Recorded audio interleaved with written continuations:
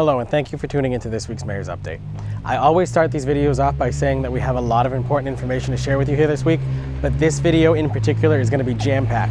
So pay attention to the information that's out there. If you have any questions on what we talk about, please feel free to call City Hall and ask. There's a lot of very important, detailed information that we're going to be talking about here. So do share this video with your friends, family, relatives, neighbors, anyone who you think might find this information helpful, because it's going to be impacting a lot of people in this in particular. Just to give you a brief rundown, like I normally do when we have these longer, more detailed videos, we're going to start off by talking about a couple of events that happened this past week, a couple of congratulatory stuff, and then we'll get right into the full swing of things to close it out here. But I do want to say welcome back to our faculty and staff at Gardner Public Schools who had their first week of classes this week. I had the honor of speaking at their faculty convocation earlier this week to welcome back all of our teachers, faculty, staff, administration to our school buildings, so that this entire past week they were ready to get things going for the first day of school this coming Tuesday. So if this is your last week of summer for our students, I hope you're really enjoying it. If you're seeing this by the time school's already started, I hope you have a great school year. Holy Family Academy had their Welcome Back to School Mass with Bishop Robert McManus and their new pastor of Annunciation Parish, Father Victor Sierra. This past week as well. They started school a week earlier than our public schools, and had the privilege of attending that Mass as well as a proud alumnus of that institution. So whether you're in our public schools in Gardner, at Holy Family Academy, going off to college, or anything like that, please know your city's rooting for you. Best of luck in your academic year, and we're always here to help you along the way. So looking forward to a great and successful school year here in the city and for all of our students from Gardner. The Gardner Housing Authority and the Gardner CAC held a back-to-school backpack giveaway this past week over at the Forest Park Housing Authority facility. I want to say a special thank you to Julie Meehan and her team at the Gardner CAC for putting those school supplies together so that students could get a full backpack with pens, pencils, notebooks, binders, and everything they need for the upcoming school year. And I want to thank Rashana Murray, the Executive Director of the Gardner Housing Authority, for the work that she's been doing to really get the Housing Authority involved with the greater Gardner community. And just being an active partner that we have here in the city. It's great to see, us being able to work in partnership in such a way as that, particularly where the Housing Authority is technically a state agency that the city does have appointment authority through myself and the City Council over the Board of Directors of the Housing Authority. It's nice to see just those agencies interact with each other in that way. So thank you everyone who was involved in putting that together. Just as a reminder that City Hall will be closed this coming Monday, September 4th, in observance of Labor Day. We will reopen again on Tuesday, September 5th, at our normal business hours beginning at 8 a.m. That's also the first day of school for Gardner Public Schools, so just do plan ahead for that because that does normally lead to some increased traffic, particularly up on Pearl Street, particularly again during the first week of school. Reminder that the Fabulous Fall Festival and Oktoberfest and Chair Luge will be taking place on Saturday, September 30th. More information on that can be found on the Gardner Square 2's Facebook page and website, as well as the Gardner Festival Committee's Facebook page and website, and the City Hall Facebook page and website. We'll have all of that information out there as it gets closer. And the citywide yard sale will take place on Saturday, September 23rd in the city. You can contact Julie Mazza, the private organizer for that event. The city does help partner with that by helping share some information on our website, social media platforms, and we do waive the yard sale permit requirement for that day. However, again, that is a private event that's put on that we just help with, but if you have any questions on that, you can contact my office and we'll put you in touch with the people who are in charge of that. The first thing we really need to get into detail about here in this update is that the City Centennial Celebration Parade will be taking place on Sunday, September 17th, beginning at 1 p.m. in the afternoon throughout the downtown. The map you see on the screen now was recently released by the City Engineer's Office. This is the official map of the City Centennial Celebration Parade. The reason why we're putting this out so early right now is there are several streets in the city that are going to be impacted by this parade, either through full closures, no parking, no through traffic, different things like that that are happening that day. If the road is on the parade route itself, no parking will be allowed that day after 7 a.m. This will give crews enough time to sweep the streets, get everything set up before the parade starts. That's why no parking will be there, even though the road will be open to traffic during that time. The roads will close to traffic beginning around noon with a hard stop at 12:30 p.m. So just a half an hour after noon, the day of the parade, so that crews can start setting up for the parade itself. And the parade will begin with its ribbon cutting again at 1 p.m. that afternoon. The following streets will be impacted in some way on the day of the parade. This could be either through a permanent road closure, no parking, no through traffic, different things like that. So if you hear your street's name on this, you really need to pay attention to the different information outlets that will be put out about the city's parade. Elm Street, Cross Street, Bond Street, Temple Street, Central Street, Main Street, Parker Street, Pleasant Street, Vernon Street, Graham Street, Oak Street, West Street, Waterford Street, Church Street, Marquette Street, Reagan Street, Nichols Street, City Hall Avenue, Pine Street, Greenwood Street, Cottage Street, and Park Street. All of those places will have some type of traffic detour, delay, closure, something like that happening the day of the parade. So really do keep an eye out for that, because those are also very central thoroughfares throughout the city. So if you have to travel that day, you're going to have to make arrangement for your traveling situations as well. There will be a total of 5 code red calls that will go out to the residents of the city, letting them know the information is available, reminding them of the date of the parade, reminding them that road closures will be available. So do know that there will be a series of code red calls that go out, because this is going to be such a big event impacting different areas of the city. So please do keep that in mind, especially if you need to travel anywhere on Sunday, September 17th. At any time during the day, because again, no parking begins at 7 a.m. and we go until the parade is done. The roads will reopen once the UMass Minuteman Marching Band gets back on their buses and drives in reverse back up the parade route, so that they can get to the high school quicker for the free concert that they're having that day. And just as a reminder that the Montechusett Suicide Prevention Task Force will be having free food available at that UMass Marching Band concert at Watkins Field, and it is now going to be a joint concert with the Gardner High School Wildcat Marching Band. If you are an if you are an alum of the UMass Minuteman Marching Band, you will be invited actually onto the field for their signature closing tune, My Way by Frank Sinatra, to join with the band for that. Even if you don't have your instrument, you can just go stand and be a part of that organization again.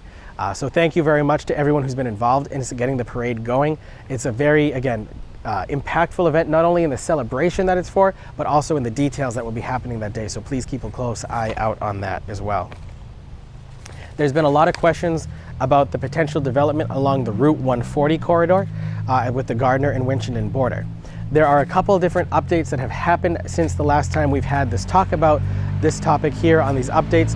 However, there are also different actions that can take place on the council floor as a result of what the information that was found. In doing some research, one of our senior tax workers for the summer was able to find a vote by the city council back in 1937 that stated that the purchase of that land was done for the purpose of protecting different bodies of water in the area. As a result, that land is under the protection of Article 97 of the Commonwealth's Constitution. Therefore, there is, in order to sell the land, not rezone the land, but sell the land, the City Council has several different options that it could take. It could either cancel the move altogether and just stop things, remove it from the calendar, and that would be the end of it.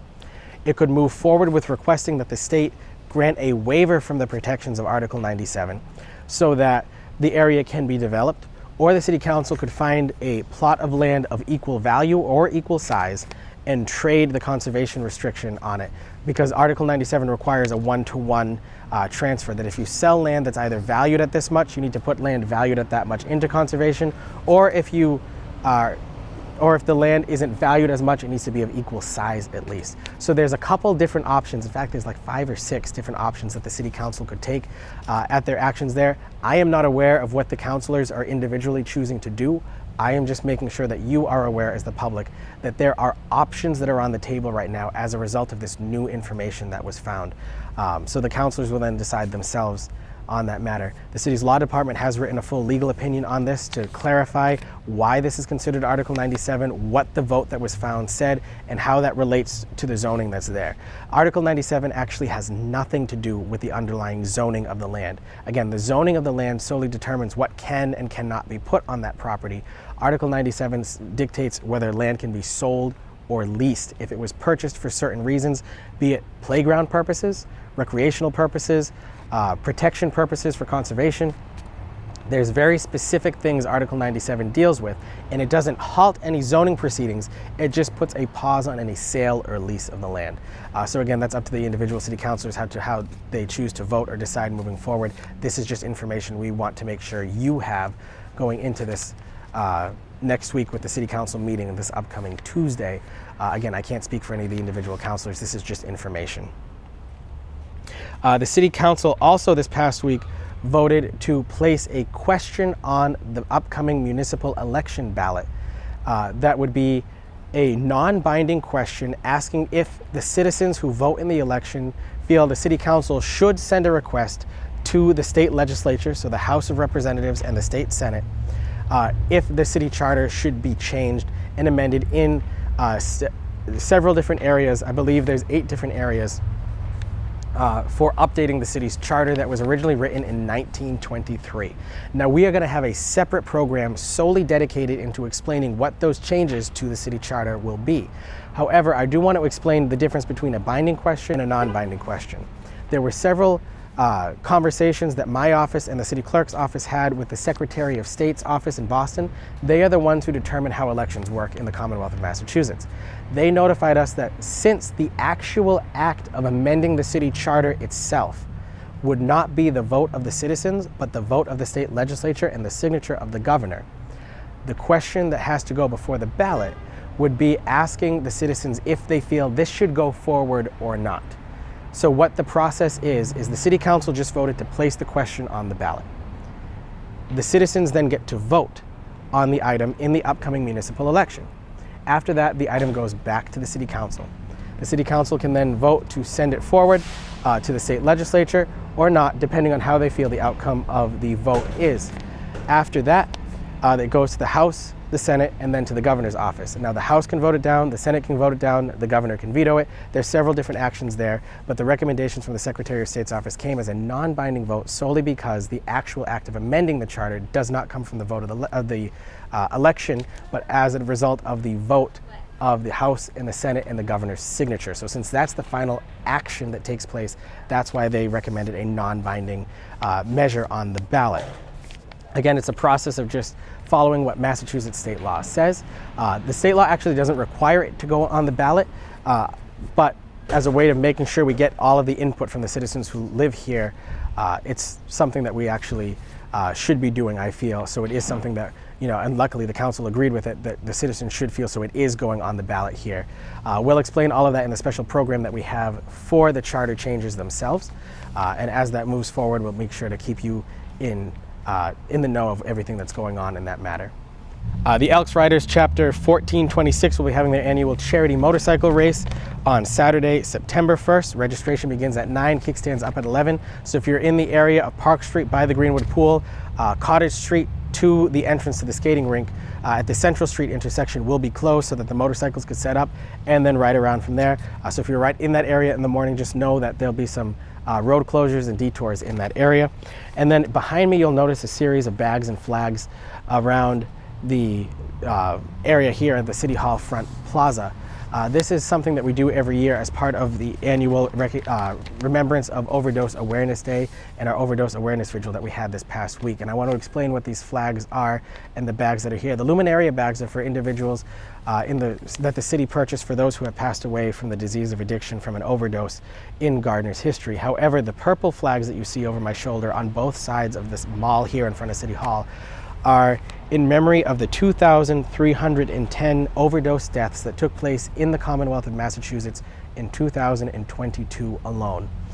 Just at the entrance here too, there are a total of 75 silver flags, and those are in memory of the 75 overdose deaths that took place in the greater Gardner, Fitchburg, Leominster, Athol area.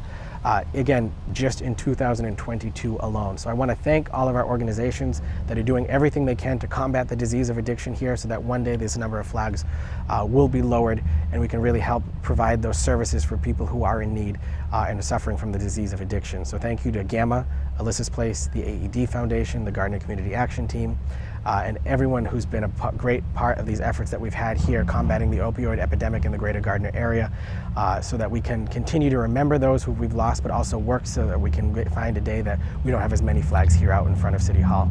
That concludes this week's update. Again, there was a ton of information in this one. If you have any questions at all, please feel free to contact my office at any time and we'll get you as much information as we can. And again, there will be a separate video presentation going in detail about what those changes to the city charter what those changes are, what the process is moving forward in terms of what the vote means, why it's non-binding, how the council proceeds from here, what a home rule petition is. All of that will be in that separate program. If you have any questions at all, please feel free to contact my office at any time, and look forward to speaking with you again next week. And thank you to Colin for letting me borrow his sunglasses here so we could film this outside with the memorial behind us here. And see you again at next week's update. Thank you very much and have a great day.